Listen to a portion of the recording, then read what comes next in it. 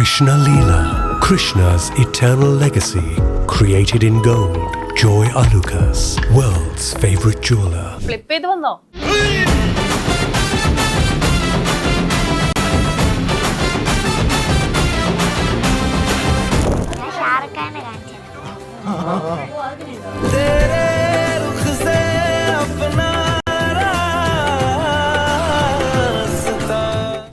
ഓരോരോ വാക്കിലും നീയാണ്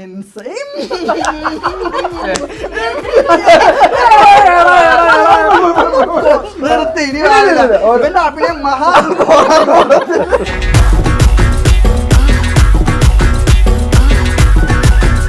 ജപ്പോ ഇതിനകത്ത് ഏറ്റവും ഇഷ്ടമുള്ള ആരെയാ? ഇതെല്ലാത്തിലും ഇങ്ങനെ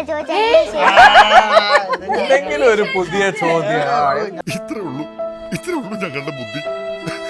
ചീറ്റി പണ്ടാറൊടുക്കി പോയി. ഈ ദീപക് പരമോലും ആസിഫ് അലി തമ്മിലുള്ള കൂട്ടുകെട്ട് വളരെ ശക്തമാണോ? ഈ ഇന്റർവ്യൂ തൊട്ട് മുന്നേ പ്രശ്നമായിരുന്നാ മതി. வாழ்க்கை என்பதே அன்பினில் ഒരു കുട്ടിയുണ്ട് ഈ പടത്തില്. അപ്പൊ അങ്ങനെ ഉണർന്നിട്ടാണ് പിതാവായത്. അപ്പൊ ഇങ്ങനെ യഥാർത്ഥ ജീവിതത്തിലേക്കുള്ള ആ ജേർണിയിലേക്കുള്ള ഒരു അടുത്ത കാൽവയ്പായോ അത്? അതായിട്ടില്ല. ആ കാലുകൊണ്ട് അങ്ങ് ചെല്ലും. ഇന്നലെ അപർണ സംസാരിച്ചപ്പോഴത്തേക്ക് എന്നോട് പറഞ്ഞു, ഞാനാണ് ആദ്യമായിട്ട് പോയി പ്രപ്പോസല് ദീപക് ഏട്ടനോട് പറഞ്ഞതെന്ന്. അങ്ങനെ കൊറേ പേര് വന്നതിന്റെ അവൻ സെലക്ട് ചെയ്ത് ഒരെണ്ണമാണ്. Thank you. ഇന്ന് ഞാൻ വീട്ടിലേക്ക് പോകുന്നില്ല. மூஞ்சி மூஞ்சி மூஞ்சி மூஞ்சியில் കോടി കോടി ആ, ഇപ്പൊ 25 കോടി 50 കോടി ഈ 100 ദീപക് കോടി അഭിനയിച്ച പടങ്ങളിൽ എല്ലാ മാത്രമേ പടവും. ഉള്ളൂ. കോടി ക്ലബ്ബുകളുടെ കൂട്ടുകാരൻ ദീപക് പറമ്പോൾ. ദേശീയ അവാർഡ് കിട്ടിയപ്പോഴത്തേക്കും സുരഭി ലക്ഷ്മി പറഞ്ഞേ, സിനിമകളിലേക്ക് ഒന്നും വിളിക്കുന്നില്ല, അപ്പൊ ഇതിനെ ഭയങ്കര പാടാണ്, കാരണം നമ്മൾ ആ ലെവലിലുള്ള സിനിമകൾ മാത്രമേ പിടിക്കുകയുള്ളൂ. ഈ ഓൾ വി ഇമാജിൻസ് ലൈറ്റ് കഴിഞ്ഞതിന് ശേഷം അങ്ങനെ ഒരു പ്രശ്നം നേരിട്ടായിരുന്നു. അതുകൊണ്ടല്ലേ ഈ ലെവലുള്ളത് പിടിച്ചത്. വീണ ആസിഖാന്റെ അടുത്തേക്ക് വരുന്നില്ല. ഇടക്കിടക്ക് ചോദിച്ചു വെച്ചിട്ട് എന്തെങ്കിലും നോക്കുന്നുണ്ട്. നമ്മൾ എടുക്കുന്ന ഇന്റർവ്യൂസ് ആണ് വീണയുടെ ഏറ്റവും നല്ല ഇന്റർവ്യൂ. ഫാമിലി ആയിട്ട് കുട്ടികളായിട്ട് അച്ഛനും അമ്മയും ആയിട്ട് ഒരുമിച്ച് പോയി കാണേണ്ട ഒരു സിനിമയാണ്. ഫാമിലി മൊത്തം അതന്നെയാണ് ഞാനും പറയണത്.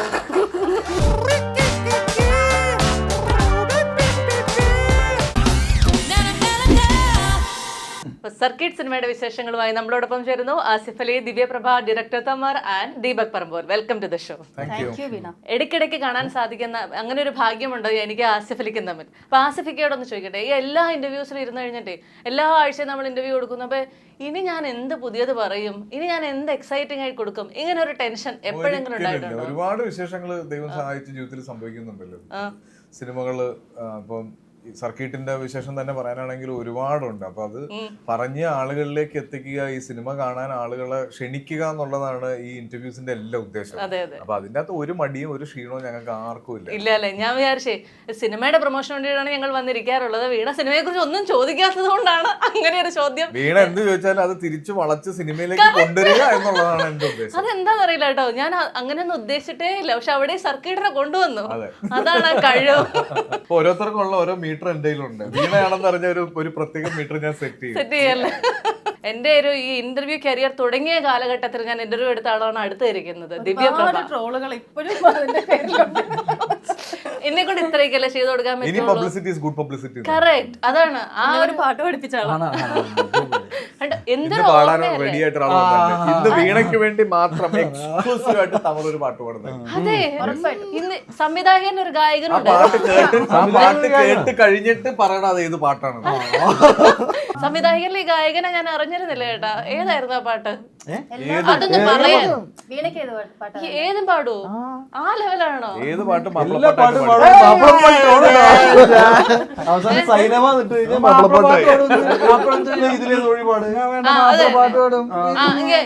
ഒരു ചേഞ്ചിന് പാട്ട് കൊണ്ട് ഇന്ന് ആരംഭിക്കുകയും ഇല്ലില്ല, ഇതൊരു ഈശ്വര പ്രാർത്ഥനയ്ക്ക് മുമ്പുള്ള ഇൻട്രൊഡക്ഷൻ ആയിട്ട് കണ്ടാൽ മതി. ഏത് പാട്ടാണ് സംവിധായകൻ ഇഷ്ടപ്പെടുന്നത്? സംവിധായകന്റെ സ്വാതന്ത്ര്യത്തിലേക്ക് നമ്മളത് വിട്ടു തന്നിരിക്കുകയാണ്. ഇത്രമാത്രം പ്രോത്സാഹിപ്പിക്കുന്ന നടന്മാരുള്ളപ്പോൾ, നടിമാരുള്ളപ്പോൾ സഹോദരങ്ങൾ കൂടെ പുറപ്പെടുകയാണ് ഞങ്ങൾ. അതാണ് മക്കളെ പോലെയാണ്, പ്രായം കൂട്ടി കേട്ട മക്കളെ പോലെയാണെന്ന്. ഓരോരോ വാക്കിലും നീയാണെൻ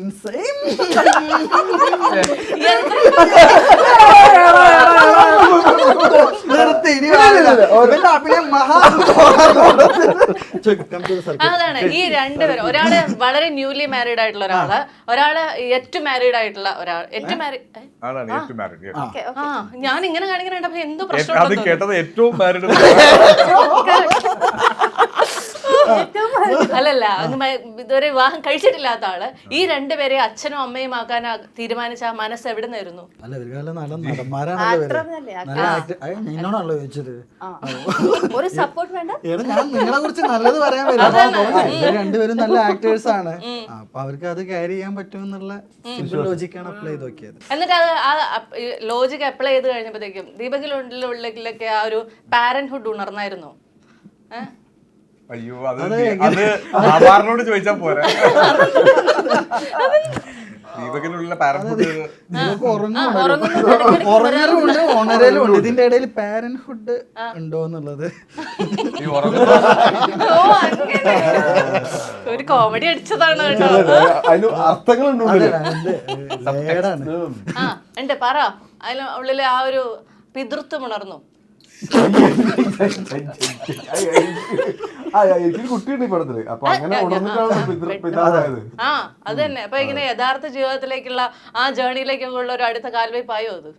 അതായിട്ടില്ല. ആ കാലഘട്ടം അങ്ങ് ചെല്ലും. അപ്പുറത്തെ വേറെ പ്രൊമോഷൻ ഇരിക്കണ്ടല്ലോ. അതാണ് എന്റെ ഒരു ഭാഗ്യം. അങ്ങനെ തലേ ദിവസം ഭാര്യയെ ഇന്റർവ്യൂ ചെയ്യുന്നു, അടുത്ത ദിവസം ഭർത്താവിനെ ഇന്റർവ്യൂ ചെയ്യുന്നു, രണ്ടുപേരും പുതിയ പുതിയ സിനിമകളിൽ അഭിനയിച്ചുകൊണ്ടിരിക്കുന്നു. ലൈഫ് ഭയങ്കര സെറ്റായോ? നല്ലല്ലേ? ആ തീർച്ചയായിട്ടും. പക്ഷെ ഒരു കാര്യം ഞാൻ അതിനിടയ്ക്ക് ചോദിച്ചോട്ടെ. അതായത് ഇന്നലെ പറഞ്ഞതിനകത്ത് എന്റെ ആ മൈൻഡ് ആ നേരത്ത് ഉണർന്നില്ലായിരുന്നു. ഇന്നലെ അപർണ സംസാരിച്ചപ്പോഴത്തേക്ക് എന്നോട് പറഞ്ഞു, ഞാനാണ് ആദ്യമായിട്ട് പോയി പ്രപ്പോസല് ദീപക് ഏട്ടനോട് പറഞ്ഞതെന്ന്. അതിന്റെ പുറകിലത്തെ കഥകളൊന്ന് പറയാവോ? അവളല്ല പറഞ്ഞത്, ഞാൻ എന്റെ ഈ അങ്ങനെ കൊറേ പേര് വന്നതിന്റെ അവൻ സെലക്ട് ചെയ്ത് ഒരെണ്ണമാണ്.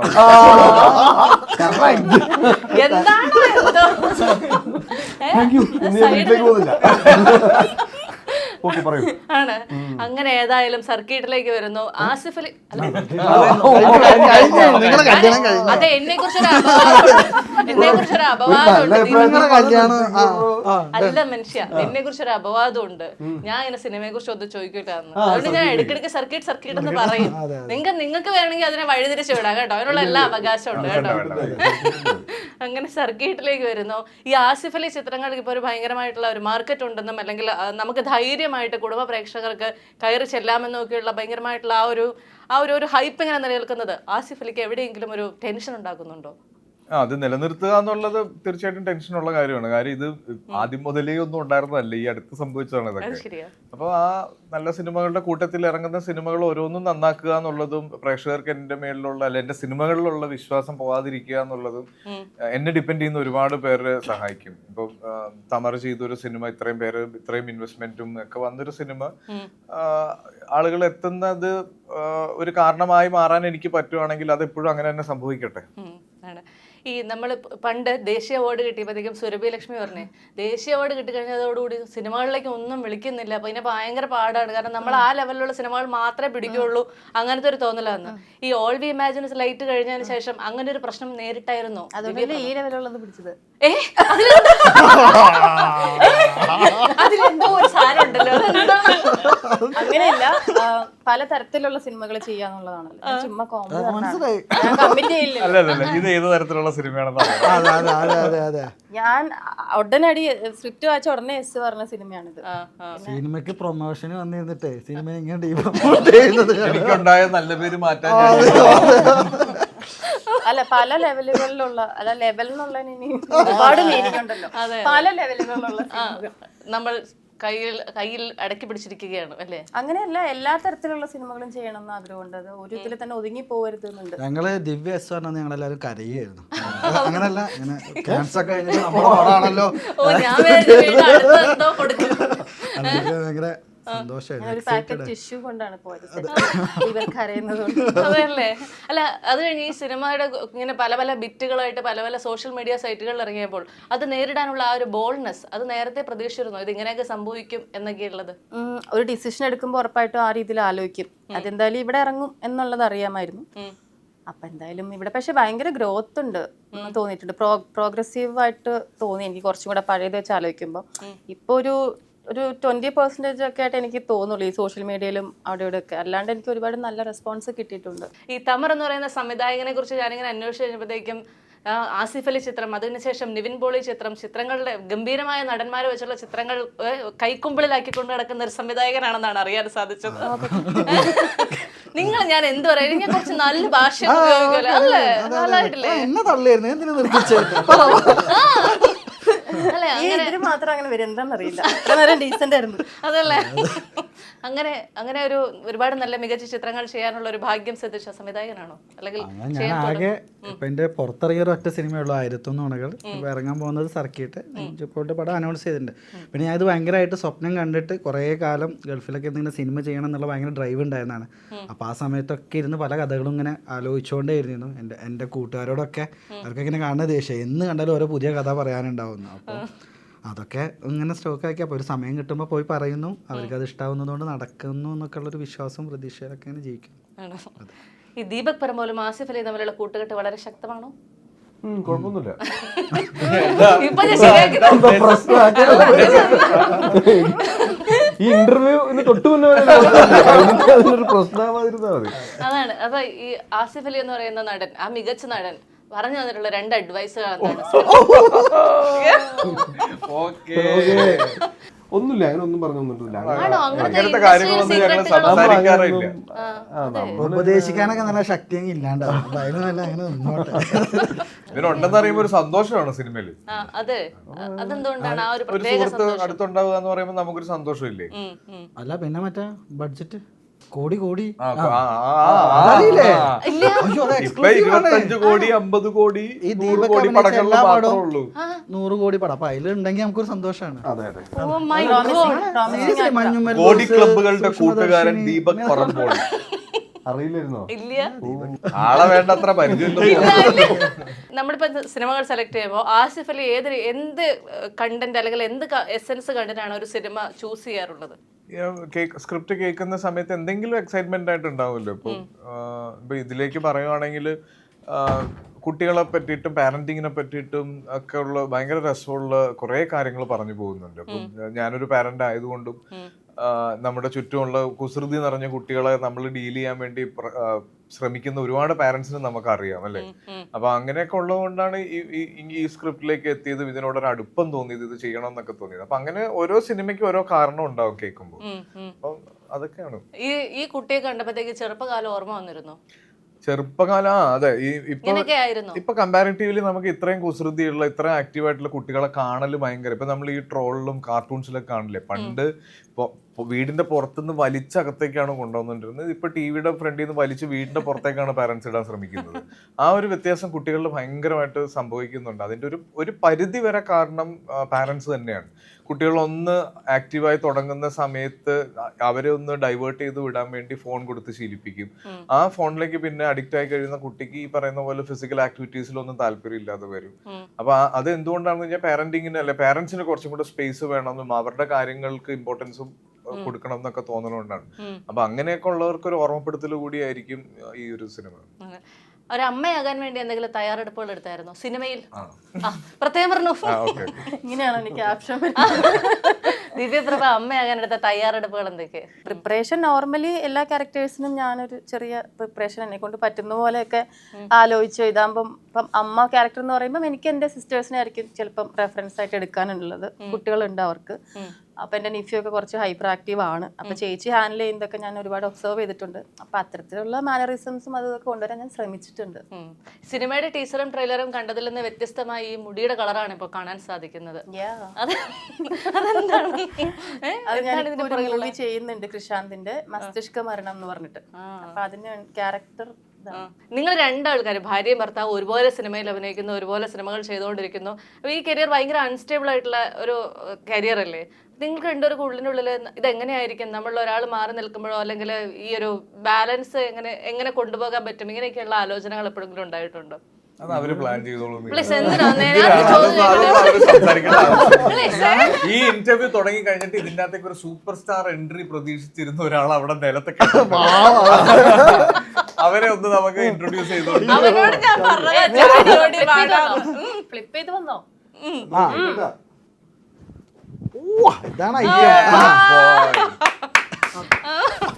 ഇതാ വരുന്നു നമ്മുടെ സ്വന്തം ഇറ്റ്സ് ഓക്കെ. ജപ്പോ ഇതിനകത്ത് ഏറ്റവും ഇഷ്ടമുള്ള ആരെയാ? അത് മടി വന്നിരുന്ന് കണ്ടില്ലേ? ഇതെല്ലാത്തിലും ഇങ്ങനെ ചോദിച്ചാൽ ഞങ്ങളെക്കാടും പ്രശ്നക്കാരെ അടുത്ത് വരും. മലയാളികളുടെ മൊത്തത്തിലുള്ള ഒരു സ്വഭാവം ഉണ്ട്. അച്ഛനെ അമ്മയുടെയും കൂടെ നിൽക്കുന്ന കുട്ടിയെ കണ്ടാൽ ചോദിക്കും അച്ഛനെയാണോ അമ്മയാണോ ഇഷ്ടം. അപ്പൊ മുതൽ ആ കുട്ടി ഞാൻ വളരെ ഫ്രഷ് ആയിട്ടുള്ള ചോദ്യം ചോദിക്കട്ടെ, ഇതിനകത്ത് ഏറ്റവും കൂടുതൽ ദേഷ്യപ്പെട്ടിട്ടുള്ള ആരായിരിക്കും ജപ്പുനോട്? സിനിമയില് അല്ലാതെ സിനിമ കഴിഞ്ഞിട്ട് നമ്മുടെ ഷൂട്ടിംഗ് ലൊക്കേഷനിലൊക്കെ ഇങ്ങനെ നടക്കുമ്പോ ജപ്പുകുട്ടനോട് അങ്ങനെ ആർക്കും ദേഷ്യപ്പെടാൻ തോന്നില്ല. ആണോ? അത്രയ്ക്ക് സ്വീറ്റ് ആണോ? ആണോ? ആണോ? ഈ ദീപക്കേട്ടൻ എന്തൊക്കെയാടാ ചെയ്തേ? ദീപക് അങ്കിളാണോ? അല്ല എന്താ വിളിക്കുക? അങ്കിളെന്നാണോ അമ്മാവന്നാണോ? നിങ്ങൾ എന്താടാ വിളിക്കലേ? ദീപക്കേട്ടൻ. ഓക്കെ, ദീപക്കേട്ടൻ എന്തായാലും ഒക്കെ ഇങ്ങനെ ഒരുപാട് ഉപദ്രവിച്ചോ സിനിമയില്? ഇല്ല, സിനിമയിൽ ഇങ്ങനെ ട്രെയിലർ കണ്ടില്ലേ, TV കളിച്ചോണ്ടിരിക്കുമ്പോ എടുത്തോണ്ട് പോകുന്നു, അങ്ങനെയൊക്കെ നമുക്ക് ടൈറ്റായി പിടിക്കേണ്ടി വരും ചില സമയത്ത്. ഇവൻ കൊണ്ടുവരുന്ന സമയത്ത് ടൈറ്റ്, അപ്പൊ ഇവിടെ ബോഡിയിലൊക്കെ ചെറുതായിട്ട് വേദനിക്കാൻ സാധ്യത. കാലെവിടെ 2 പ്രാവശ്യം ഇടിച്ചു അല്ലേ? അപ്പൊ കരഞ്ഞു വന്നിട്ട് തിരിച്ചവനങ്ങ് കൊടുക്കും. കട്ട് പറയുമ്പോ ആണോ? ആസിഫിക്കയുടെ ഏത് സിനിമയാ ജപ്പൂര് ഏറ്റവും ഇഷ്ടം? പുതിയതായിട്ട് വന്ന കിഷ്കിണ്ട് കാണുന്നില്ലേ, ആദ്യ സമയം ഇഷ്ടമാണ്. ഏതാണ്? ആദ്യ സമയം.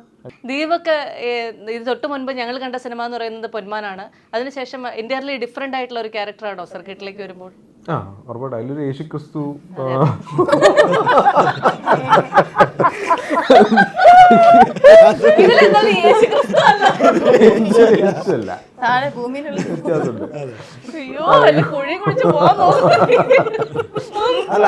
അതിലുള്ള ക്യാരക്ടർ ശരിക്കും രാജേഷ് ശർമ്മ എന്ന് പറഞ്ഞ റിയൽ ലൈഫ് ആക്ടർ. നമ്മള് രാജേഷ് ശർമ്മയില്ലേ, ആക്ടറാണ് പുള്ളി. ആ സമയങ്ങളിലൊക്കെ നാടകങ്ങളിലൊക്കെ യേശുക്രിസ്തുവിന്റെ ക്യാരക്ടർ ചെയ്തുകൊണ്ടിരുന്ന സമയമായിരുന്നു. അപ്പൊ അങ്ങനെയുള്ള സിനിമയായിരുന്നു. അതിൽ നിന്ന് ഭയങ്കര ഡിഫറെൻ്റ് ആയിട്ടുള്ള ക്യാരക്ടറാണ്. ശരിക്കും ഈ പറയുന്ന ഒരു കുട്ടിയുടെ അച്ഛൻ, ഒരു ഭാര്യയുടെ ഭർത്താവ്, അങ്ങനെ. പൊന്മാനിലെ കുരിശിലായിരുന്നു.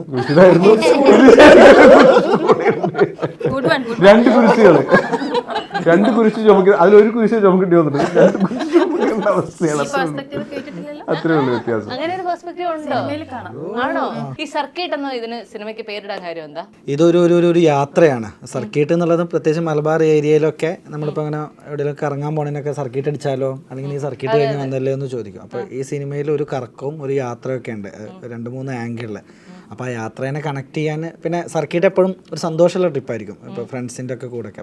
അപ്പോൾ അത്തരത്തിലൊരു പ്രോപ്പർ ജേണി ഈ സിനിമയിൽ ഒരു പെർട്ടിക്കുലർ ഏരിയയിൽ നടക്കുന്നുണ്ട്. അപ്പോൾ അതിന് ഏറ്റവും റിലേറ്റ് ചെയ്യാവുന്ന ഇതുവരെ വരാത്ത പേരായതുകൊണ്ട് സർക്കിട്ട് എന്ന്. ഈ ആദ്യത്തെ ഓഡീഷനെ വിളിച്ചപ്പോഴത്തേക്ക് ഈ ഡയറക്ടർ അങ്കിളാണോ, ഡയറക്ടർ മാമൻ എന്താ പറഞ്ഞേ? എന്ത് ചെയ്യാനാ പറഞ്ഞേ? തമർക്ക. എന്തായിരുന്നു ഓഡീഷന് പറഞ്ഞു തന്നത്? ഒരു മുള്ളാമുട്ടി സൈക്കിളിരിക്കുന്നേ. ആണോ?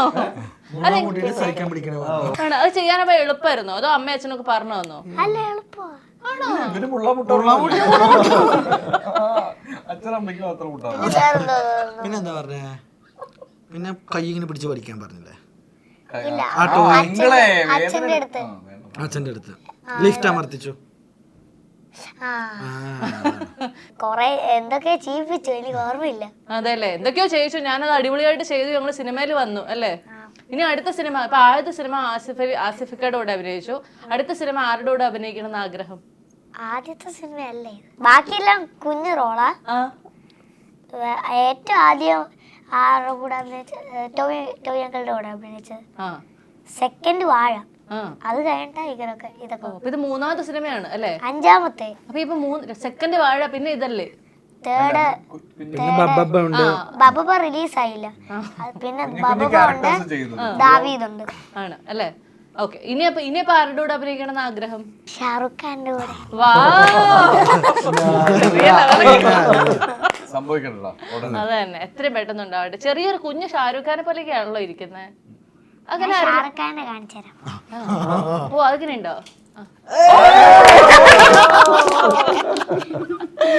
ശരി. ഈ ആസിഫിക്ക് ഒരു ഇതിനകത്ത് ആകെ ഫാദർ ആയിട്ടുള്ളത് ഒരാളെ ഉള്ളൂ എന്ന് തോന്നുന്നത്. തമർ എന്ന് പറയുന്നത്. ഓ എന്താണെന്ന് അറിയുന്നത് മൊത്തം പാടിപ്പോയുള്ളത്.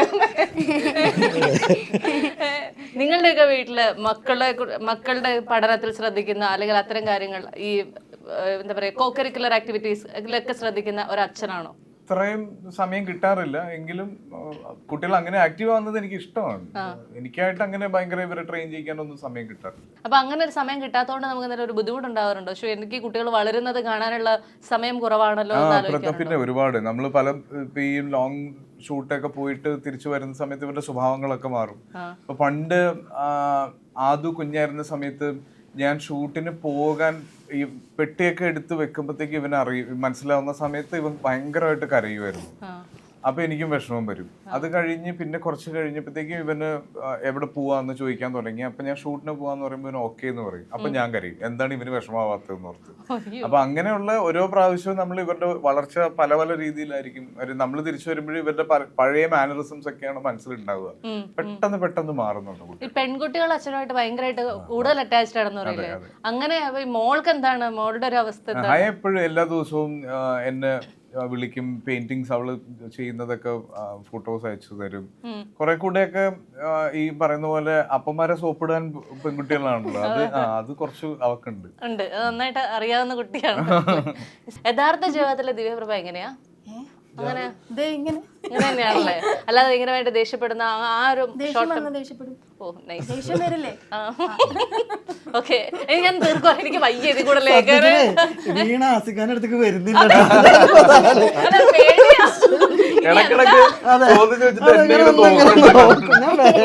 അതെ. ഞാൻ എന്തെങ്കിലും അങ്ങോട്ട് ചോദിക്കണതിന് വരെ ഇവിടെ ആൻസർ പറയാം, എന്നിട്ട് ആ ആൻസർ പറയിപ്പിക്കാതിരിക്കാൻ ശ്രമിച്ചോണ്ടിരിക്കുക. വളരെ നന്ദിയുണ്ട്.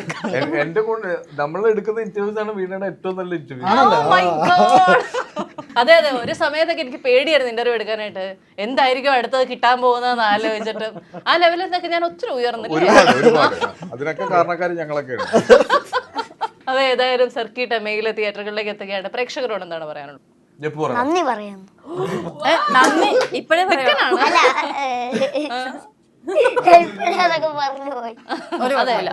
നന്ദി ഇരിക്കട്ടെ, ഇനി വേറെ എന്തെങ്കിലും ഒക്കെ പറഞ്ഞോ? മറ്റേത് പറയാം. എല്ലാരും സിനിമ സർക്കിട്ട് എന്ന് പറയുന്ന സിനിമ പോയി കാണണം. എല്ലാരും എന്ന് പറഞ്ഞാൽ ഒറ്റ ഒരാളായിട്ടല്ല, ഫാമിലി മൊത്തമായിട്ട് പോകണം. നിങ്ങൾക്ക് എല്ലാവർക്കും ഇഷ്ടപ്പെടുന്ന ഒരു സൂപ്പർ സിനിമ ആയിരിക്കും. വാവ്, വണ്ടർഫുൾ. തന്നെയാണ് ഞങ്ങൾക്ക് പറയാനുള്ളത്. നിങ്ങൾ ഫാമിലി ആയിട്ട്, കുട്ടികളായിട്ട്, അച്ഛനും അമ്മയും ആയിട്ട് ഒരുമിച്ച് പോയി കാണേണ്ട ഒരു സിനിമയാണ്. അത് തന്നെയാണ് ഞാനും പറയണത്. എല്ലാവരും പോയി കാണേണ്ട ഒരു സിനിമയാണ്. കണ്ടു കഴിയുമ്പോ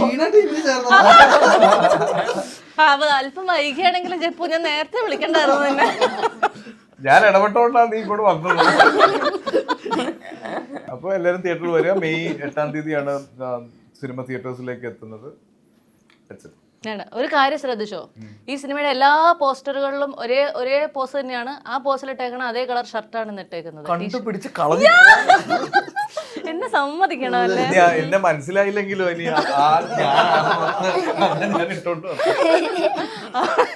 ഏതായാലും ഇതിൽ കൂടുതൽ ഏറ്റുവാങ്ങാൻ എനിക്ക് താല്പര്യമില്ലാത്തതുകൊണ്ടും സാഹചര്യമില്ലാത്തതുകൊണ്ടും ഞാൻ വേഗം നിർത്തുകയാണ്. സർക്കിട്ട് വളരെ മികച്ച സിനിമയാകട്ടെ. അപ്പോൾ ഒരുപാട് അവസരങ്ങൾ നിങ്ങളെ തേടിയെത്തട്ടെ. Wishing all the very best and thank you so much your time. Thank you Veena. Krishna Leela, Joy Alucas, world's favorite jeweler.